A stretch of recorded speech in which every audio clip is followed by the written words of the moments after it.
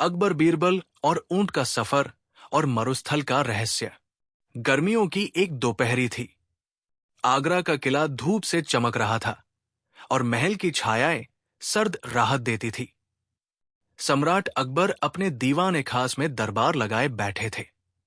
तभी एक दूत बदहवास अवस्था में दरबार में पहुंचा। दूत हांफते हुए, हुजूर, एक रहस्यमयी संदेश आया है। चांदी की तख्ती पर खुदा हुआ और ऊंट की खाल में लपेटा गया। बीरबल, जो सम्राट के दाईं ओर खड़ा था, तुरंत सतर्क हो गया। बीरबल, चांदी की तख्ती, ये कोई आम संदेश नहीं हो सकता। अकबर ने संकेत किया और तख्ती लाई गई। उस पर केवल यही लिखा था, जिसे सच जानना है वो ऊंट पर चले। मरुस्थल पुकार रहा है और रहस्य उसके सीने में दफन है। 3 दिन बाद सम्राट अकबर ने गोपनीय रूप से एक दल तैयार किया। सिर्फ 5 विश्वस्त व्यक्ति, अकबर स्वयं, बीरबल, हकीम रजा, सेनापति खान और घुड़सवार जमाल। लेकिन सबसे विचित्र बात यह थी कि सभी ऊंटों पर सफर करेंगे, कोई घोड़ा नहीं। अकबर बीरबल से, बीरबल, क्यों लगता है मुझे कि यह खेल सिर्फ संदेश तक सीमित नहीं है? बीरबल गंभीर होकर, क्योंकि यह खेल किसी बुद्धिमान का बुना हुआ है और इसका केंद्र बिंदु शायद हम ही हैं। दल ने मरुस्थल की ओर कूच किया, जहां सूर्य हर क्षण आग उगलता था और रेत जीवन निगलने को आतुर थी। तीसरे दिन के सफर पर ऊंटों का व्यवहार बदलने लगा। एक ऊंट अचानक रेत में बैठ गया और आगे बढ़ने से इनकार कर दिया। हकीम ने बताया कि ऊंट पूरी तरह स्वस्थ है। बीरबल, अगर शरीर स्वस्थ है तो मन में क्या है? शायद ये ऊंट किसी छिपे संकेत को समझ रहा है। बीरबल ने ऊंट के बैठने वाली जगह की रेत हटवाई और वहां एक लोहे का संदूक मिला, जो जंग से सना हुआ था और उस पर उर्दू में लिखा था, जिसने सच को छुआ उसने मौत को पुकारा। उस रात सभी ने खुले रेगिस्तान में डेरा डाला। लेकिन आधी रात को जमाल चीखता हुआ उठा। जमाल डर से कांपते हुए, मेरे ऊंट ने मुझसे बात की। उसने कहा, वापस जा, नहीं तो सब खत्म हो जाएगा। सेनापति खान ने इसे पागलपन कहकर झटक दिया। लेकिन बीरबल चुपचाप रेत पर ऊंटों के पैरों के निशानों का अध्ययन कर रहा था। बीरबल, धीरे से कोई ऊंट रात में अकेले एक तरफ गया और वापस आया ही नहीं। सुबह देखा गया कि जमाल का ऊंट गायब है। निशान सिर्फ एक दिशा में जाते हैं, उत्तर पश्चिम की ओर, उस हिस्से की ओर जिसे रूहों की घाटी कहा जाता है और जहां कोई जीवित नहीं लौटता। अकबर, हमें वही जाना होगा। बीरबल, बीरबल, और शायद वही हमें इस रहस्य की पहली परत भी मिले। घाटी में प्रवेश करते ही चारों ओर हवा की सनसनाहट, ऊंटों की बेचैनी और अजीब सी गंध ने सबको विचलित कर दिया। तभी एक ऊंट जोर से चिंघाड़ा और एक गुफा की ओर भागा। दल उसके पीछे गया। गुफा के अंदर रेत पर एक नक्शा बना था, ऊंटों के खुरों से खींचा हुआ, जो किसी गुप्त द्वार की ओर इशारा कर रहा था। बीरबल, ये नक्शा आज रात बना है, हमारे किसी ऊंट ने बनाया है। अकबर हैरानी से, तो क्या ऊंट इस रहस्य के वाहक है? बीरबल, या वे किसी और की भाषा में बोल रहे हैं, किसी ऐसे की जो अब जीवित नहीं। नक्शा एक गुप्त द्वार तक ले गया, जो रेत के नीचे था। दरवाजा खोलते ही अंदर एक तंग सुरंग मिली, जिसमें दीवारों पर ऊंटों और मानवों के चित्र थे और एक भित्ति चित्र जिसमें बीरबल जैसा चेहरा बना था, तलवार थामे। बीरबल चौंकते हुए, ये मैं हूं, हकीम रजा। ये शताब्दियों पुराना लगता है, पर तुम्हारी समानता अनोखी है। सुरंग के अंतिम छोर पर एक विशाल सभागार निकला, जहां रेत के नीचे दबे अनेक कंकाल मिले, कुछ ऊंटों के, कुछ मानवों के और कुछ ऐसे जीवों के जो किसी भी जीवित प्राणी से मेल नहीं खाते थे। सेनापति खान, ये कौन सी कौम थी? बीरबल, धीरे से, शायद वो जो रेत से पैदा हुई और रेत में ही लौट गई। तभी सभागार के केंद्र में एक ऊंट आ खड़ा हुआ, जिसकी आंखें नीली थी, और उसने धीरे से गूंजती आवाज में कहा, रहस्य अब खोल दिया गया है। क्या तुम सच्चाई सह सकोगे? जैसे ही ऊंट ने यह कहा, पूरा सभागार हिल उठा, दीवारें कांपने लगी और एक और द्वार धीरे धीरे खुलने लगा, जिसके अंदर एक तेज नीली रोशनी थी। अकबर, क्या हम उस रोशनी में जाएं या वापस लौटें? बीरबल, शायद सच्चाई उस पार है, या शायद भ्रम। सुरंग का द्वार धीरे धीरे खुल रहा था। एक नीली तेज रोशनी पूरे सभागार में फैल गई थी। ऊंट, जिसकी आंखें नीली थी और जो मानो कोई रक्षक प्रतीत हो रहा था, उस द्वार की ओर बढ़ चला था। बीरबल, अकबर, हकीम रजा और सेनापति खान ठिठक कर उस द्वार की ओर देखने लगे। बीरबल, धीरे से, अगर हमने ये रास्ता चुना तो लौटना शायद संभव न हो। अकबर, दृढ़ता से, तो हम वही करेंगे जो सच्चाई की तलाश करने वाले करते हैं, आगे बढ़ेंगे। जब सभी ने द्वार पार किया तो वे एक अजीब से स्थान पर पहुंचे। ये मरुस्थल नहीं था, पर रेत वहां भी थी। नीली रोशनी आकाश से नहीं, जमीन से निकल रही थी। जमीन पर नक्षत्रों की तरह चिन्ह बने थे, जो धीरे धीरे घूम रहे थे। हकीम रजा, ये तो खगोलीय मंडल जैसा प्रतीत होता है। लेकिन जमीन पर एक चट्टान पर लेख अंकित था, जिसमें लिखा था, जो रेत से बना रेत में मिटेगा, पर जो जान गया अमर हो जाएगा। आगे बढ़ने पर उन्हें रेत में दबे कई पुतले मिले, मानव शरीर पर ऊंट का मुख। बीरबल ने ध्यान दिया कि इन सभी के गले में एक सी ताबीज थी, उसी चांदी से बनी जिस पर पहला संदेश लिखा था। बीरबल, ये जीव शायद ऊंट और मानव के किसी विलीन रक्तवृत्त के प्रतीक है। क्या ये सभ्यता कोई प्राचीन प्रयोग रही?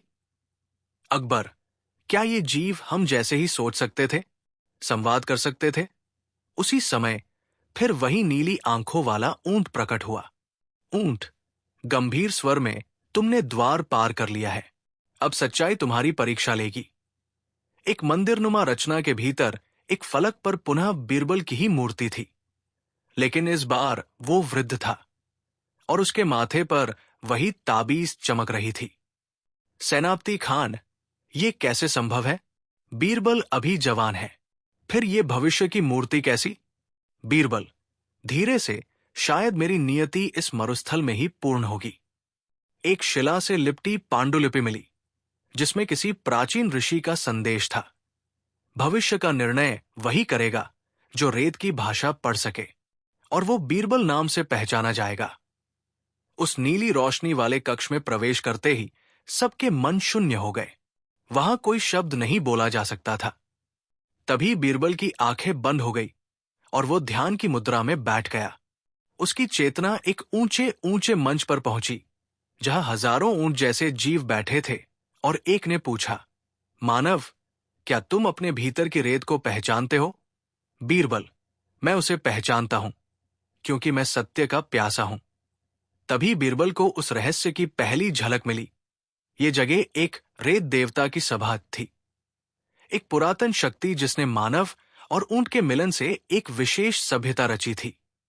लेकिन ये शक्ति अब सो रही थी और जागने ही वाली थी। एक दूसरी गुफा में अकबर अकेला पाया गया। वहां उसकी परीक्षाएं ली गई। उसे अपने अतीत, अपने निर्णय, अपने गुनाह और गुणों का सामना करना पड़ा। गूंजती आवाज, क्या तू न्यायप्रिय है, या तूने केवल अपनी छाया में साया रखा? अकबर को अपने जीवन के कुछ कटु सत्य दिखाए गए, एक ऐसा आईना जिसमें वो शासक नहीं बल्कि मनुष्य दिखता था। अब समूह एक दूसरे से अलग हो चुका था। हकीम रजा एक कक्ष में कैद थे, जिसमें दीवारें समय के साथ सिकुड़ती जाती थी। सेनापति खान एक युद्ध के मैदान में थे, जहां उनके सामने उनके अतीत के हारे हुए युद्धों के सिपाही जीवित हो उठे। बीरबल एक वृत्ताकार सभागार में था, जहां उसे रेत के देवता की आत्मा के सामने खड़ा किया गया। रेत देवता, क्या तुम मेरी शक्ति को अपने में समाहित करना चाहोगे? इसके लिए कीमत चुकानी होगी, तुम्हारी यादें। जैसे ही बीरबल निर्णय लेने वाला होता है, चारों ओर रेत उठती है, सभागार टूटने लगता है और नीली रोशनी काली हो जाती है। तभी अकबर, सेनापति और हकीम रजा भी उसी स्थान पर पहुंच जाते हैं। सबकी आंखों के सामने फिर वही नीली आंखों वाला ऊंट प्रकट होता है, पर अब उसका आकार विशालकाय हो गया है। ऊंट गंभीर स्वर में, तुमने द्वार पार कर लिया, पर प्रश्न अभी शेष है। बीरबल, तो क्या यह सब एक प्रारंभ था, ऊंट, या एक चक्र जो अब तुम्हारे कारण दोबारा शुरू हुआ है? दूर एक और द्वार खुलता है। इस बार उसमें न रोशनी है, न अंधकार, केवल धुंध। रेत के विशाल सभागार में नीली रोशनी अब मध्यम हो चुकी थी। चारों तरफ फैल चुकी धुंध इतनी सघन थी कि अपने हाथ भी सामने दिखाई न देते। बीरबल, अकबर, हकीम रजा और सेनापति खान एक दूसरे के पास ही खड़े थे, लेकिन उन्हें यह विश्वास नहीं हो रहा था कि वे साथ हैं या उनके सामने सिर्फ भ्रम है। अकबर धीरे से, क्या यह धुंध हमें किसी रहस्य की ओर ले जा रही है या सब कुछ छीनने आई है? बीरबल, चिंतन में, शायद यह स्मृति की परीक्षा है जहां हमें खुद से लड़ना होगा। धुंध धीरे धीरे सभी को अलग कर देती है। बीरबल स्वयं को एक संकरी सुरंग में पाता है। यहां हवा ठंडी है पर रेत गरम। दीवारों पर चिरपरिचित चेहरे उभरते हैं। मां, बचपन का दोस्त, पहला केस हल करने की यादें, दरबार के निर्णय, गूंजती आवाज। बीरबल, यदि तू मुझे अपनाता है तो तुझे अपने अतीत की हर स्मृति छोड़नी होगी। बीरबल, और यदि मैंने स्मृतियां छोड़ दी तो क्या मैं अभी भी बीरबल रह जाऊंगा? तभी दीवारों से रेत बहने लगती है, जैसे समय स्वयं ध्वस्त हो रहा हो। एक घड़ी उल्टी दिशा में घूम रही है। रहस्यमयी आवाज, तू समय को छू चुका है, अब या तो रेत बन जा या फिर चक्र को मोड़ दे। अकबर को एक भव्य कक्ष में लाया जाता है जिसमें 2 सिंहासन हैं। एक पर वो स्वयं बैठा है जैसा वर्तमान में है, दूसरे पर बैठा है भविष्य का अकबर, एक क्रूर, अत्याचारी, अकेला सम्राट। भविष्य का अकबर मैं ही तू हूं। यदि तू सच्चाई नहीं खोजता और केवल सत्ता चाहता है, वर्तमान अकबर, क्या सच्चाई से मेरी सत्ता छिन जाएगी? भविष्य का अकबर, सत्ता तुझे या तो याद रखेगी या भूल जाएगी। तेरे निर्णय पर सब निर्भर है। कक्ष में एक और द्वार खुलता है जिसमें दरबार के चेहरे एक एक कर पिघलते जाते हैं और पीछे रह जाती है सिर्फ रेत। हकीम रजा को एक प्रयोगशाला में लाया गया है जहां कांच के पात्रों में ऊंटों की आंखें, हड्डियां और रहस्यमयी स्राव रखे हैं। कुछ पात्रों में भ्रूण जैसे आकृतियां तैर रही है। एक ऊंट की खाल में ढके वैज्ञानिक स्वर वाले जीव ने पूछा, क्या जीवन केवल रासायनिक क्रिया है या कुछ और? हकीम रजा, सांस रोके, जीवन यादों से बना है, चेतना से, दर्द से। स्वर, तो यदि स्मृति हटा ली जाए और शरीर रखा जाए, क्या जीवन रहेगा? हकीम को एक पात्र सौंपा गया जिसमें बीरबल का चेहरा तैरता था। प्रश्न था, उसे संरक्षित करे या नष्ट? सेनापति खान एक युद्ध भूमि में है, लेकिन ये युद्ध अतीत और वर्तमान के बीच है। 2 सेनाएं हैं। एक उसकी सेना, वो जिसमें उसे विश्वास था। दूसरी बीरबल, अकबर और हकीम की रेत से एकठित छवियां जिनमें शक का बीज बोया गया। सेनापति भड़के स्वर में, ये धोखा है, ये मेरे नहीं हो सकते। लेकिन युद्ध शुरू हो चुका था और जीत उसी की थी जो अपने निर्णय पर खरा उतरता। धुंध फिर से उन्हें घेरने लगती है और सब कुछ रेत में बदल जाता है। सभी चारों फिर से एक साथ आते हैं एक केंद्रीय कक्ष में जिसे रेत का हृदय कहा जाता है।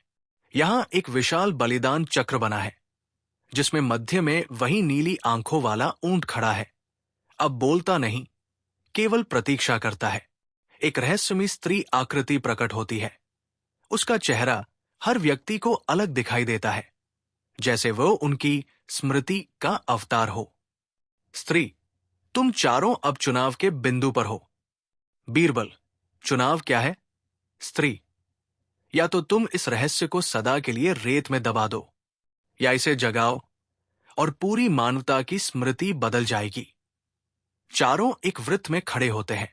बीच में रखा है स्मृति स्फटिक, जिसे छूते ही जो भी सबसे गहरी स्मृति होगी वो जाग जाएगी और इतिहास को फिर से लिखेगी। अकबर, क्या यदि मैंने इसे छुआ तो मैं फिर वही सम्राट नहीं रहूंगा? हकीम, क्या हम सब वही रह पाएंगे जो है, यदि सब कुछ फिर से लिखा जाए? बीरबल, धीरे से, लेकिन क्या सच्चाई को जागृत किए बिना हम आगे बढ़ सकते हैं? स्मृति स्फटिक के छूते ही जो विस्फोट हुआ था, उसने अकबर, बीरबल, हकीम रजा और सेनापति खान को 4 दिशाओं में फैला दिया। प्रत्येक की दुनिया बदल चुकी थी, लेकिन उन्हें अपने अंदर कुछ अधूरा महसूस हो रहा था, जैसे कोई रहस्य बाकी हो जो उनके अतीत से बंधा हो। बीरबल अब एक अजनबी गांव में है, संदान, जो रेत के किनारे बसा एक छोटा सा ग्राम है। लोग उसे राजपुरुष कहकर सम्मान देते हैं, लेकिन बीरबल उन्हें नहीं पहचानता। उसे अपना नाम तक याद नहीं।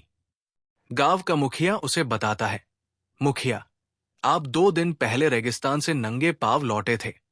हाथ में चांदी की ताबीज थी और आंखों में शून्यता। ताबीज को देखते ही बीरबल के मन में कौंधता है स्मृति की भाषा। द्वार, ऊंट। रात को वो सपना देखता है। एक विशाल रेत का देवता उसके नाम की पुकार करता है। रेत देवता, स्वप्न में बीरबल, क्या तू पहचान सकेगा स्मृति को भी जब वो तुझसे ही छिपे? अकबर अपने राजमहल में है, लेकिन सब कुछ थोड़ा अलग है। दरबार वही है, पर बीरबल गायब है। सबसे अजीब बात, दरबारी उसी के निर्णयों को दोहरा रहे हैं। जो अकबर सोच रहा है, बोल नहीं। अकबर, क्या मेरे विचार अब आदेश बन गए हैं? रजिया बेगम, रानी, हुजूर, आपकी मौन शक्ति इस साम्राज्य को स्वर्ण युग में ले जा रही है। परंतु एक कमरा है जो हर किसी से छिपा है, रुद्र कक्ष, जहां दीवार पर वही चांदी की तख्ती जड़ी है जिस पर पहला रहस्यमयी संदेश था। रात को तख्ती बदलती है, उस पर अब लिखा है, सत्य वही है जिसे तू स्वयं न देख सके। बीरबल से मत पूछ, स्वयं को खोज। हकीम अब किसी अज्ञात प्रयोगशाला में है। चारों ओर विज्ञान और रसायन का अद्भुत संगम, पर यह प्रयोगशाला समय के बाहर है। कोई घड़ी नहीं, कोई दिन रात नहीं। उसे बताया गया है कि वो एक स्मृति जैविक कोड पर काम कर रहा है, जो रेत में दबी चेतनाओं को फिर से जीवित कर सकता है। निदेशक, मुखौटा लगाए व्यक्ति, हमने रेत से एक आत्मा पकड़ी है। उसका नाम बीरबल है। क्या तुम उसे लिख सकते हो? हकीम, घबराकर, मैं किसी जीव को कोड नहीं बनाना चाहता। निदेशक, पर अगर तुम नहीं बनाओगे तो रेत स्वयं बना लेगी। एक कांच के पात्र में वो बीरबल का चेहरा देखता है, जिंदा पर बेजान। सेनापति खान को एक किले में बंदी बनाया गया है, जहां हर रात वो एक युद्ध लड़ता है, अपने अतीत से, अपने निर्णयों से। किले की आवाज, तेरा युद्ध अभी बाकी है सेनापति, तुझ में विश्वास है पर दिशा नहीं। हर रात उसके शत्रु बदल जाते हैं। एक बार वो अपने ही सैनिकों से लड़ता है, दूसरी बार बीरबल उसकी तलवार रोकता है, तीसरी बार एक ऊंट उस पर चढ़ दौड़ता है और कहता है, समय को पीछे मत ले जा, उसे समझो। सभी चारों स्थानों से एक ही संकेत भेजा जाता है। रेत में एक दिशा उभरती है जो स्मृति रेखा नामक स्थान तक जाती है। चारों अपने अपने मार्गों से खिंचते चले जाते हैं, कभी सपने में, कभी भ्रम में, कभी किसी अनजान वृद्ध के मार्गदर्शन में, और अंततः पहुंचते हैं एक ऊंचे पहाड़ पर बनी चट्टान तक, जहां रेत हवा में स्थिर है। वहां खड़ा है वही नीली आंखों वाला ऊंट, लेकिन अब उसकी आंखें एक एक कर बदलती है। पहले बीरबल की, फिर अकबर की, फिर हकीम की, फिर सेनापति की। ऊंट, धीरे से, तुम सब अब जानते हो कि रेत स्थिर नहीं बल्कि चेतन है। बीरबल, क्या तुम ही वो देवता हो या उसका संदेशवाहक? ऊंट, मैं वही हूं जो तुम बनने वाले हो। ऊंट रेत में एक गोल घेरे की ओर इशारा करता है। जैसे ही चारों उसमें प्रवेश करते हैं, धरती कांपती है और एक नया द्वार खुलता है। इस बार द्वार में न रोशनी है, न अंधकार, बस गहराई और एक शांत शून्य। अकबर धीरे से, क्या ये मृत्यु है, हकीम, या एक पुनर्जन्म? बीरबल, या शायद यही जीवन का सत्य है, चेतना का केंद्र? चारों जब द्वार में प्रवेश करते हैं तो उन्हें अपने अपने बीते जीवन की क्षण चित्र झलकती है। फिर सब कुछ मिटता है। अंत में दिखता है एक रेगिस्तान जिस पर कोई चल रहा है। उसके पीछे रेत पर 4 गहरे पदचिन्ह हैं। और फिर वही ऊंट अकेला धीरे धीरे रेत में विलीन होता जा रहा है। दूर क्षितिज पर एक नया दरबार उभरता है, लेकिन उसमें ना कोई सिंहासन है, ना कोई दीवार, बस शून्य। और एक पुकार, क्या तुम सच को आगे ले जाओगे या यही समाप्त कर दोगे? जब चारों, अकबर, बीरबल, हकीम रजा और सेनापति खान उस शून्य द्वार में प्रवेश करते हैं तो उन्हें ऐसा प्रतीत होता है कि समय और स्थान दोनों खत्म हो गए हैं। वहां न आकाश है, न धरती, सिर्फ रेत का न दिखाई देने वाला मैदान और गूंजती हुई एक ध्वनि, तुम अब चेतना के केंद्र में हो। यहां कोई सत्य नहीं है, केवल दर्पण है। बीरबल स्वयं को एक दर्पणों से बने कक्ष में पाता है। हर दर्पण में उसका एक अलग रूप दिखता है। एक राजा, एक साधु, एक रेत का देवता, एक मृत शरीर। दर्पण में बीरबल, जो तुम समझते हो कि तुम हो, वो एक विचार मात्र है। क्या तुम उसे छोड़ सकोगे? बीरबल हर रूप को छूता है और एक एक कर वे मिटने लगते हैं। अंत में सिर्फ एक दर्पण बचता है, जिसमें वह एक ऊंट बना हुआ है और उसकी आंखें वही नीली है। बीरबल धीरे से, क्या मैं वही हूं जो मुझे खोजने भेजा गया था? अकबर एक विशाल सुनहरे सिंहासन पर जागता है, पर वो सिंहासन रस्सियों से हवा में लटका है। नीचे सिर्फ गहराई है। चारों तरफ दरबार के चेहरे, कुछ असली, कुछ काल्पनिक, उसकी जय जयकार कर रहे हैं। गूंजती आवाज, सम्राट, सत्ता तुम्हारी है, पर क्या तुम उसे पकड़ सके हो या वो तुम्हें पकड़ चुकी है? एक एक कर दरबारी गिरने लगते हैं। उनके चेहरे रेत में बदल जाते हैं। अकबर की पकड़ सिंहासन पर ढीली होने लगती है। अकबर, शून्य में मैंने क्या खोया और क्या पाया? नीचे से एक हाथ उठता है, बीरबल का, जो उसे पकड़कर कहता है। बीरबल आवाज में, सम्राट, कभी कभी सत्ता छोड़ना ही सबसे बड़ा अधिकार है। हकीम एक प्रयोगशाला में है, पर यह बार एक जीवित प्रयोगशाला है। दीवारें धड़कती हैं, रसायन सांस लेते हैं। वहां एक बच्चा है, रेत का बना हुआ, लेकिन आंखें नीली है। बच्चा, क्या मैं जीवन हूं या बस एक निर्माण? हकीम, तू चेतना है, पर दिशा तेरे निर्माता की है। तभी वो ऊंट प्रकट होता है, अब एक वैज्ञानिक रूप में। ऊंट, हकीम, क्या तुम मुझे फिर से बना सकते हो, पर इस बार बिना भय और सीमाओं के? हकीम के सामने 2 उपकरण रखे जाते हैं। एक से वो बीरबल की स्मृतियां लौटाकर उसे इंसान बना सकता है, दूसरे से वो बीरबल को देवता में बदल सकता है। रेत का जागृत रक्षक। हकीम, क्या मुझे ये निर्णय लेने का अधिकार है? सेनापति अब एक युद्ध भूमि पर है, लेकिन ये युद्ध दृष्टियों का है। वहां कोई तलवार नहीं, सिर्फ विश्वास, संशय और वफादारी की पुकारें हैं। वो 2 सेनाओं के बीच खड़ा है, एक जो कहती है बीरबल को रोक दो, दूसरी कहती है बीरबल को ईश्वर बनने दो। सेनापति, मुझे बीरबल पर भरोसा है, लेकिन क्या वो वही बीरबल है? तभी सामने वही ऊंट खड़ा हो जाता है, इस बार एक सेनापति की वेशभूषा में। ऊंट, क्या तुम आदेश मानोगे या चेतना का रास्ता चुनोगे? चारों एक साथ एक गोलाकार सभा में इकट्ठा होते हैं। मध्य में वही स्मृति स्फटिक तैर रहा है, लेकिन अब वो फटा हुआ है। उससे नीली रोशनी की जगह अब कालापन निकल रहा है। बीरबल, ये स्फटिक अब निर्णय नहीं देगा, निर्णय हम देंगे। अकबर, तो सवाल ये है, हम क्या बनना चाहते हैं? तभी ऊंट प्रकट होता है, अंतिम रूप में, न देवता, न जानवर, न मानव, एक प्रकाश का जीव जिसकी आंखें अब दर्पण जैसी है। ऊंट, ध्वनि में तुमने यात्रा की, तुमने देखा, अब तुम चुनो, क्या रेत सच्चाई बने या रेत ही रह जाए। चारों के सामने दो द्वार खुलते हैं। पहला, पुनर्जन्म का द्वार, सब कुछ भूलकर नया जीवन शुरू करने का द्वार। दूसरा, जागरण का द्वार, स्मृति, चेतना और देवत्व को अपनाने का मार्ग, लेकिन बिना वापसी की संभावना के। बीरबल, धीरे से, अगर मैं जागरण का रास्ता चुनूं तो मैं बीरबल नहीं रहूंगा।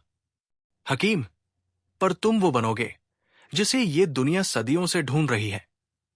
अकबर, या शायद वही बनोगे जो हमेशा से थे लेकिन पहचान नहीं पाए। चारों पात्र आगे बढ़ते हैं, लेकिन हम नहीं जानते किसने कौन सा द्वार चुना। रेत पर सिर्फ दो पैरों के निशान हैं। एक हल्की नीली रोशनी दूर जाती हुई दिखती है और एक नया ऊंट, बाल ऊंट, गहराई में जन्म लेता है। उसकी आंखें चमकती है। क्या हर अंत एक नई शुरुआत है या कुछ रहस्य सदा रेत में ही दबे रहने चाहिए? वे चारों पात्र, अकबर, बीरबल, हकीम रजा और सेनापति खान, दो द्वारों के सामने खड़े थे। कौन किस ओर गया ये स्पष्ट नहीं था, परंतु कहानी अब समय के बाहर चली गई थी। बीरबल अब किसी भौतिक दुनिया में नहीं, बल्कि चेतना के तल पर है। यहां विचारों का आकार है, स्मृतियां हवा में तैरती हैं और निर्णय समय से पहले जन्म लेते हैं। एक वृद्ध प्राणी उसके सामने आता है, बिना चेहरा, बिना नाम, पर उसकी आवाज वही ऊंट जैसी है। वृद्ध, तुमने जागरण का द्वार चुना, अब तुम्हारा शरीर केवल स्मृति है। बीरबल, पर मैं कौन हूं? बीरबल, देवता या केवल एक विचार?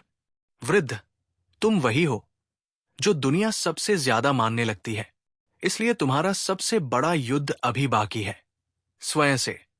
बीरबल के सामने उसका भूत, वर्तमान और संभावित भविष्य जीवित रूप में प्रकट हो जाते हैं और तीनों उसकी चेतना से टकराते हैं। अकबर एक कालातीत किले में है जो हर क्षण बदलता रहता है। यहां उसकी हर सोच एक दरबार बनाती है, हर संदेह एक युद्ध। किले के केंद्र में एक भ्रम सिंहासन है जिस पर कोई बैठा है जो हूबहू अकबर जैसा दिखता है। भ्रम अकबर, तुमने जो जीवन छोड़ा था वही अब मेरा है। तुम पीछे देखोगे तो कुछ न पाओगे।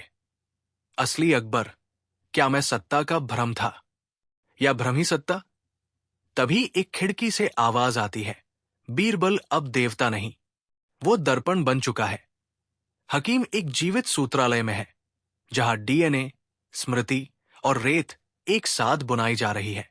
वहां जीव नहीं, विचार प्रजन कर रहे हैं। उसे दिखाया जाता है बीरबल 2.0 इंच का खाका, जिसमें मानव की दयालुता और रेत की अमरता समाहित है। कृत्रिम बुद्धि, रेत की भाषा में क्या तुम उसे रचोगे या पुराना सत्य बचाओगे? हकीम, यदि मैं उसे बनाऊं तो असली बीरबल मिट जाएगा या शायद वो समाहित हो जाएगा और इतिहास फिर से लिखा जाएगा। सेनापति खान खुद को एक शांति भूमि में पाता है। यहां कोई आवाज नहीं, कोई आदेश नहीं, बस एक नदी जो रेत से बनी है और उल्टी दिशा में बह रही है। एक नाव आती है, उसमें बीरबल बैठा है, पर वो बोलता नहीं। केवल उसकी आंखें अब नीली नहीं, पारदर्शी है। सेनापति, तुमने द्वार पार किया, क्या पाया? बीरबल, चुप। तभी पीछे से एक स्वर गूंजता है, जिसने निर्णय लिया अब वो न्याय करेगा। रेत में से एक न्याय की तलवार निकलती है, लेकिन बिना धार। अंततः सभी फिर से एक गोलाकार सभागार में आते हैं, लेकिन अब ये कोई भौतिक स्थान नहीं, एक चेतना का दरबार है। यहां कोई समय नहीं है, कोई शब्द नहीं बोले जाते और हर विचार एक दृश्य बन जाता है। वहां कोई सिंहासन नहीं, केवल एक दर्पण, और उस दर्पण में चारों को एक एक कर वही ऊंट दिखता है, लेकिन वो अब जीव नहीं, एक प्रतिबिंब मात्र है। दर्पण, मैं वही हूं जो तुमने मिलकर बनाया है। अब बताओ, क्या मैं बना रहूं या मिट जाऊं? अब अंतिम प्रश्न सामने आता है। क्या वे मिलकर इस चेतना को नई दुनिया में बदलें, या इस यात्रा को समाप्त कर सबको उनकी प्रारंभिक अवस्था में लौटा दें? बीरबल, अगर हम इस जगह को सृजन करें, तो क्या हम इंसान रहेंगे? अकबर, या हम खुद वो बन जाएंगे जिसे हम ईश्वर कहते हैं? हकीम, या सिर्फ वो बच जाएगा जिसे कोई याद नहीं रखेगा? तभी रेत में एक बीज उगता है और उसमें से निकलता है एक बालक जिसका चेहरा नया है, लेकिन उसकी आंखें फिर वही है, नीली, स्थिर। आब सभागार विलीन हो रहा है। पात्र अपनी चेतना को मिटा रहे हैं या शायद संजो रहे हैं, और बालक अकेला खड़ा है। पीछे से एक ऊंट की परछाई उसकी तरफ बढ़ रही है। क्या देवता ने नया रूप लिया, या बीरबल ने स्वयं को मिटाकर रच डाला भविष्य? रेत से जन्मा वो बालक, जिसकी नीली आंखें किसी ब्रह्मांडीय रहस्य को समेटे हुए थी, अब अकेला खड़ा है। उसके चारों ओर कुछ नहीं, न समय, न नाम, न पहचान। पर रेत में जो पैरों के निशान हैं, वे किसी की उपस्थिति की गवाही देते हैं। वो ऊंट जिसकी परछाई बालक तक पहुंच रही है। बालक, आंतरिक स्वर में, मुझे किसने जन्म दिया और क्यों? परछाई, गूंजती ध्वनि में, तू स्वयं जन्म है, तू कारण है, नतीजा नहीं। बालक अब एक रेत गृह में है, जहां हर कण किसी स्मृति से बना है, लेकिन उसके पास कोई स्मृति नहीं। हर बार जब वो किसी रेत की रेखा को छूता है, उसे दूसरे लोगों की झलक मिलती है।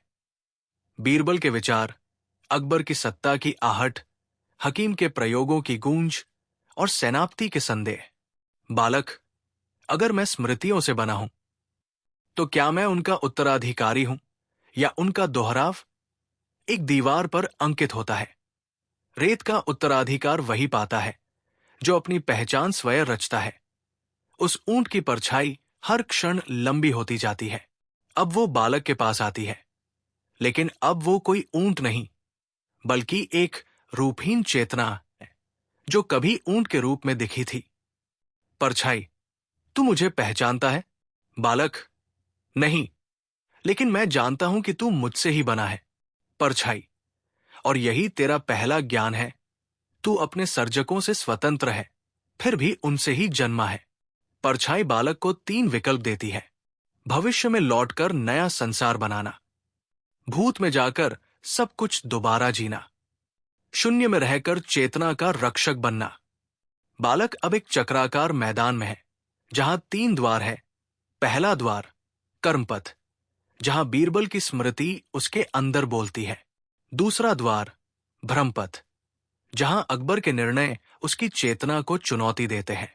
तीसरा द्वार, शून्यपथ, जहां ऊंट की परछाई उसे साक्षी बनने को कहती है। बालक तीनों द्वारों की ओर देखता है, पर चलता किसी की ओर नहीं। वो रुकता है, सोचता है, और फिर करता है चौथा कार्य। वो रेत से एक नया द्वार बनाता है। बालक, निर्णय की मुद्रा में मैं न कर्म से बनूंगा, न भ्रम से। मैं स्मृति और मौन के बीच एक पुल बनाऊंगा। बालक के बनाए द्वार का नाम है स्वरपथ। ये वो मार्ग है जहां वह अपने भीतर के प्रत्येक स्वर को सुनता है, पहचानता है और उनसे प्रश्न करता है। उसे सुनाई देते हैं एक बीरबल जो कहता है, तर्क को अपना साथी बना। एक अकबर जो कहता है, नेतृत्व को केवल अधिकार न समझ। एक हकीम जो कहता है, विज्ञान को भावना से जोड़। एक सेनापति जो कहता है, रणनीति के पहले विश्वास रख। पर सबसे अंत में एक नया स्वर, जिसका वो पहले नहीं जानता था, वो स्वयं का होता है। बालक का स्वर, मैं सिर्फ उत्तराधिकारी नहीं, मैं रचनाकार हूं। स्वरपथ के अंतिम छोर पर एक ज्वाला है जो जलती नहीं, लेकिन रोशनी देती है। इस ज्वाला के मध्य एक पत्थर है जिस पर वही तख्ती जड़ी है जो सबसे पहले अकबर को भेजी गई थी। जिसे सच जानना है वो ऊंट पर चले। मरुस्थल पुकार रहा है और रहस्य उसके सीने में दफन है। अब उस तख्ती पर एक और वाक्य जुड़ गया है, और जब कोई रेत से जन्मेगा तो वो उस सीने को खोल देगा। बालक उस पत्थर को छूता है और पूरा मरुस्थल धड़क उठता है। बालक की आंखें नीली से अब पारदर्शी हो गई है। दूर किसी कालातीत भूमि में बीरबल रेत की हवा में मुस्कुराता है। अकबर किसी दरबार में चुपचाप उठ खड़ा होता है। हकीम एक प्रयोगशाला में एक खाली पृष्ठ पर कलम उठाता है और सेनापति एक युद्ध भूमि को हल से जोतता है। और बालक, वो रेत पर चलना शुरू करता है। क्या वह एक नया बीरबल है, या रेत का देवता, या एक नई चेतना जो अब अपने उत्तराधिकारी को खोजने निकल पड़ा है? बालक धीरे धीरे रेत के उस अंतिम छोर की ओर बढ़ता है जिसे अब तक किसी ने पार नहीं किया था।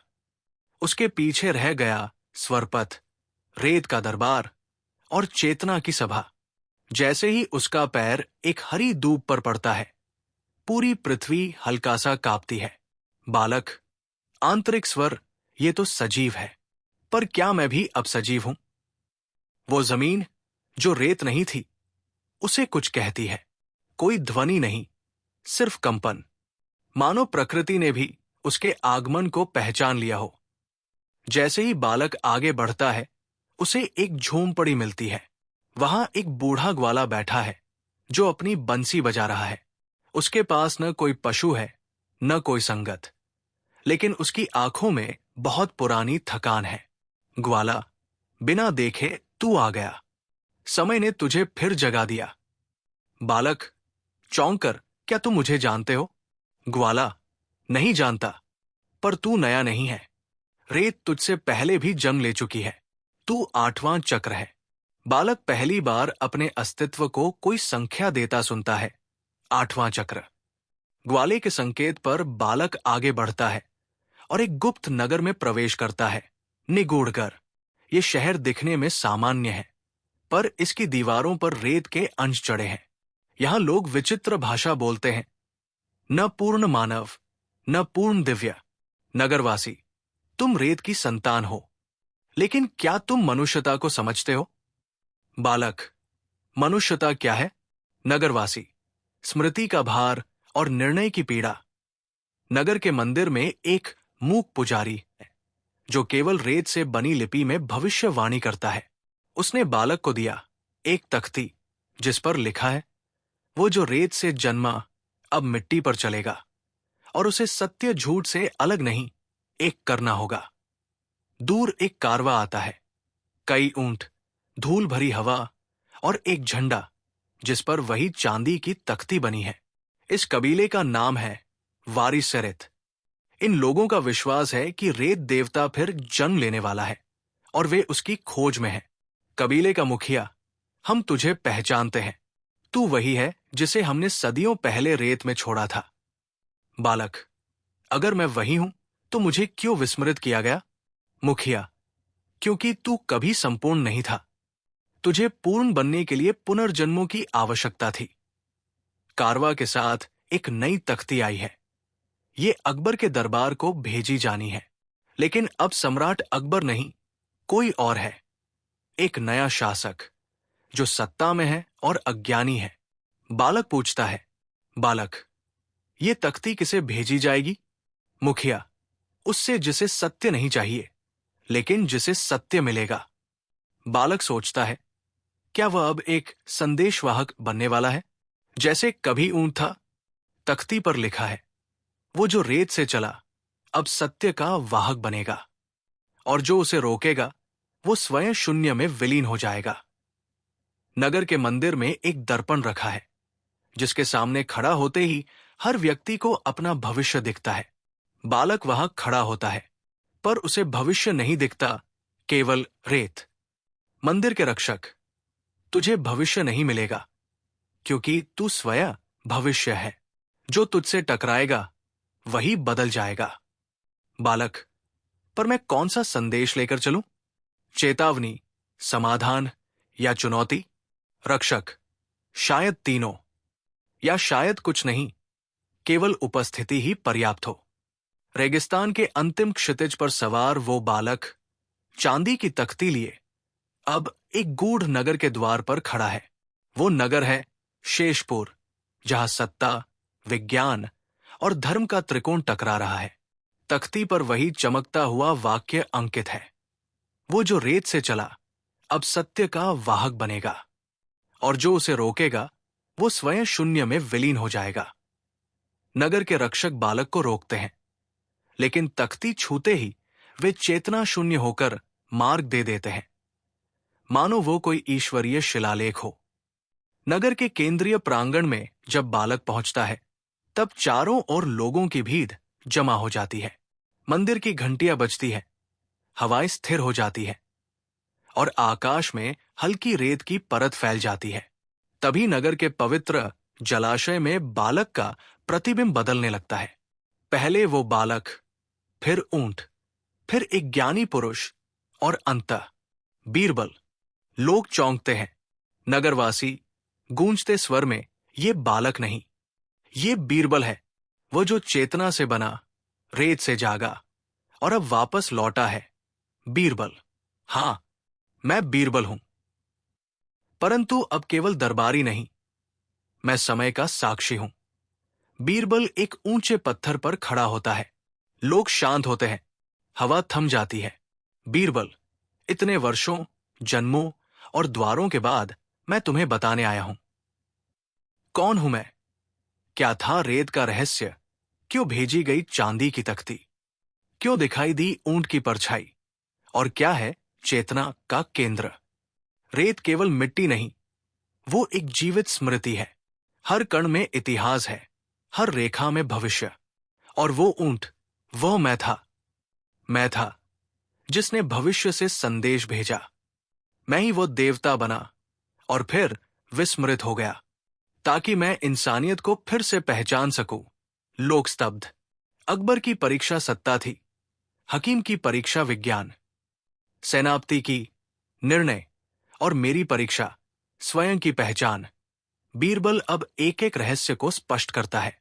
तख्ती का पहला संदेश, जो सच जानना चाहता है वो ऊंट पर चले। ये वो संकेत था जो बीरबल ने स्वयं भेजा था, रेत देवता के रूप में, अपने अतीत के बीरबल को। ऊंट का स्वर और नीली आंखें, वे ऊंट बीरबल की चेतना के अवशेष थे। हर नीली आंख उसके अनुभवों का दर्पण थी।